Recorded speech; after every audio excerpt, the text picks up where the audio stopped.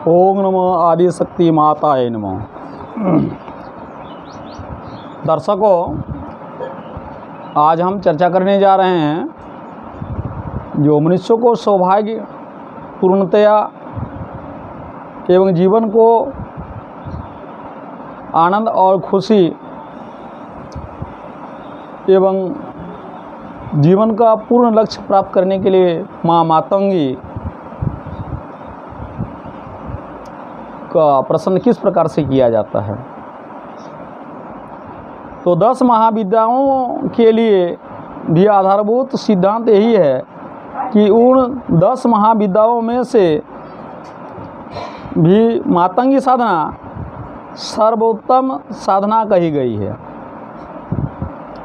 अद्वितीय साधना कही गई है, सौभाग्य प्रदान करने वाली साधना कही गई है।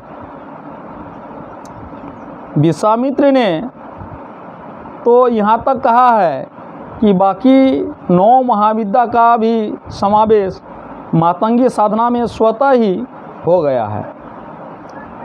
चाहे हम बाकी 9 साधनाएं नहीं भी करें, केवल मातंगी साधना को ही संपन्न कर ले तो भी अपने आप में पूर्णता प्राप्त हो सकती है। इसलिए शास्त्रों में मातंगी साधना को सर्वोच्चता एवं श्रेष्ठता दी गई है। मातंगी शब्द जीवन के प्रत्येक पक्ष को उजागर करने के लिए ये उजागर की क्रिया का नाम है और जीवन के सैकड़ों पक्ष है, जहाँ भौतिक पक्ष है, स्वास्थ्य, आय, धन, कुटुंब, सुख, पत्नी, पुत्र, पुत्रियाँ, गृहस्थी सुख, पूर्णायु, भवन सुख, अकाल मृत्यु निवारण, शत्रु निवारण, भाग्योदय, राज्य सुख, यात्राएं और सैकड़ों प्रकार की इच्छाओं की पूर्ति। वैसे ही आध्यात्मिक पक्ष भी है, कुंडलिनी जागरण, ध्यान, धारणा, समाधि, अपने इष्ट के दर्शन, आने वाले भविष्य को देख सकने की क्षमता, किसी भी व्यक्ति के भूतकाल को परखने की पहचान और अंत में सिद्धाश्रम की प्राप्ति, ये सभी चीज़ की प्राप्ति मातंगी माता सुप्रसन्न होने से होते हैं। ये सभी क्रियाएं, ये सभी स्थितियां केवल मातंगी साधना की सिद्धि से ही प्राप्त हो सकती है।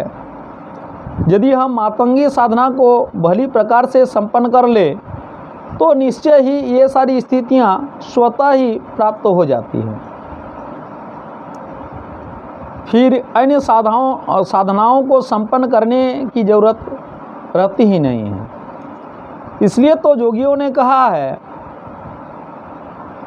मातंगी मेमत्वं पूर्ण मातंगी पूर्णत्वं उच्यते, अर्थात मातंगी ही एकमात्र श्रेष्ठतम साधना है और एकमात्र मातंगी ही पूर्णता दे सकती है। परंतु जैसे कि हमने साधना के संबंधित सैकड़ों किताब जो वस्तुतः बाजार से मिलते हैं, तो उसमें किताबों से कोई मंत्र या यंत्र देखने से नहीं होती है। उसके लिए गुरु की आवश्यकता होती है, किस प्रकार से साधना की जाए, या यदि हमें मातंगी साधना का प्राप्ति करना होगा तो किसी ब्राह्मण से, किसी पंडितों से, उनके लिए तंत्र मंत्र यंत्र वो साधक या वह पंडित आपको दे सकते हैं। तो ये साधनाएं बहुत गोपनीय रहस्य को स्पष्ट करते हैं। जो सही अर्थों में गुरु या ज्ञानवान या चेतनावान जो साधक है या चेतनावान ही कर सकते हैं। उन्होंने साधनाएं सिद्धि हो या साधनाओं का मर्म को वो समझे या उच्च कोटि के योगियों के संपर्क में रहे, जो सिद्धाश्रम से स्पर्शित हो, जो अपने आप में श्रेष्ठ स्तर का व्यक्तित्व हो तो माँ मातंगी को वो जान सकते हैं, माँ मातंगी का साधना कर सकते हैं। माता अति जल्दी प्रसन्न हो जाती है। गुरु तो सैकड़ों हजारों हैं, प्रत्येक गुरु अपने आप वंदनीय हैं, विद्वान भी है, लेकिन प्रत्येक विद्वान अपने स्थान पर ही वंदनीय है। ये साधना का मर्म हर विद्वानों के पास नहीं रहती। ये अंतक्रिया का साधना है, उनकी अंत चेतना का ज्ञान है, उनकी गुरु रहस्यों का ज्ञान है। यही सही गुरु है।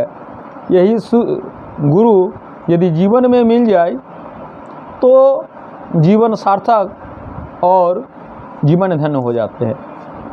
इसलिए दर्शक भाइयों से मेरा आग्रह है कि मातंगी माता को किस प्रकार से प्रसन्न की जाए, मातंगी माता कैसे प्रसन्न होते हैं, इसकी आगे वाला वीडियो में चर्चा करेंगे।